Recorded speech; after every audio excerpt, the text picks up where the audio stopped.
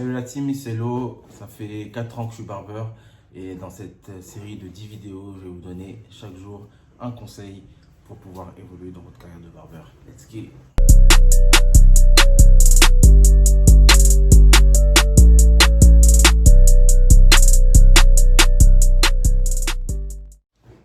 Conseil numéro 5 qui est bien attribué aux barbeurs, je dirais, les gars, se différencier.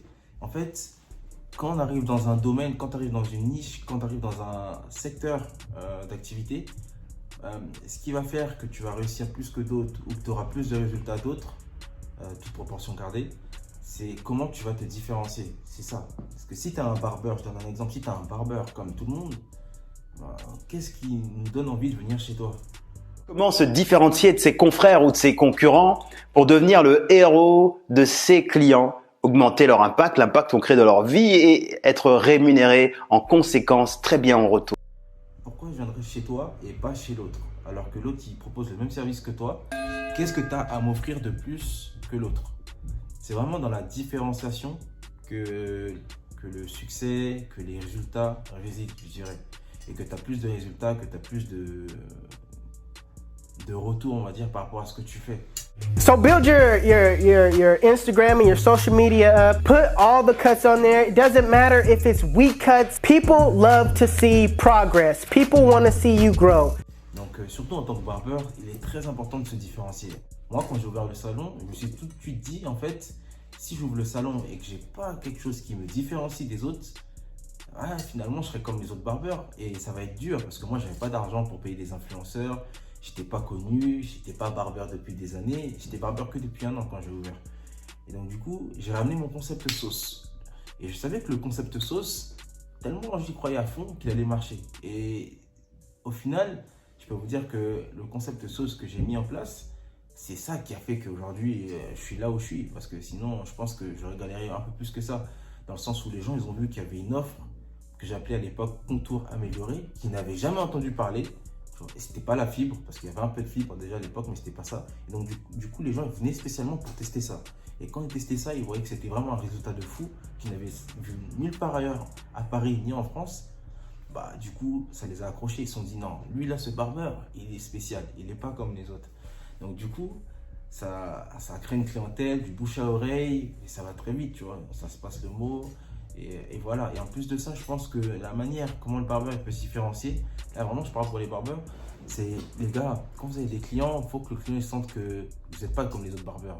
Il faut que le client il sente que quand il va voir un autre barbeur, putain, il est pas mal ce barbeur, mais il ne fait pas la même chose que l'autre. L'autre, il y a un truc en plus, tu vois.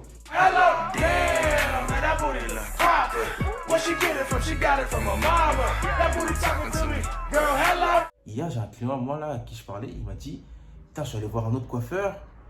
Et putain, quand je suis allé le voir, je me suis dit, pourquoi je suis allé le voir? Je savais qu'il allait déjà me faire un truc comme ça, mais je suis allé quand même, je suis têtu. Et il y en a un autre, il m'a dit quoi? Il m'a dit, franchement, des fois, c'est bon, faut le prendre avec des pincettes ce que je veux dire, mais il m'a dit quoi? Franchement, des fois, j'aurais souhaité ne jamais avoir mis les pieds dans ton salon, parce que maintenant que j'ai mis les pieds dans ton salon, quand je vais dans un autre salon, vas-y, c'est comme si, genre, on me négligeait un peu, tu vois. Il y a trop de détails que tu prends en compte, que les autres ne prennent pas en compte, et ça me dérange maintenant. Tu vois, donc, les gars, il faut se différencier, et il faut vraiment, on va dire, marquer vos clients. Il faut les marquer sur certains détails, que ce soit en termes aussi de discussion. Les clients, en fait, c'est plus que des clients, c'est limite des amis, dans le sens où, quand ils viennent, on parle, on discute de tout. Ça parle business, immobilier, tout ce que vous voulez, ça parle de tout, famille, des débats religieux, tu vois, tout ce qui est piquant, mais vraiment, ça... Vous voyez, c'est plus que genre, il vient, il s'assoit, je le coupe. Ça va au-delà de tout ça. C'est une relation qu'on a créée. Et vraiment, si vous vous différenciez à ce niveau-là et que vous n'êtes pas juste là pour coiffer, prendre votre tondeuse, merci, je pense que ça va jouer et ça joue. Parce qu'il ne faut pas oublier qu'à la base, les barbeurs, c'est plus qu'un salon pour couper des cheveux. C'est un endroit où les gens se rassemblent pour discuter et pour partager des histoires et plein d'autres choses.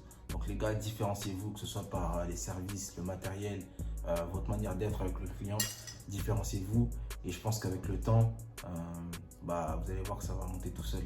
Moi, j'ai pas 10 000 followers, j'ai pas 50 000 followers, mais je peux vous dire que j'ai assez de clients qui me permettent même d'en refuser parfois et de vivre très bien. Donc du coup les gars, différenciez-vous et vous verrez que ça fera la différence. tu as apprécié ce petit tip, n'hésite pas à follow l'Instagram de l'Académie et mon Instagram personnel.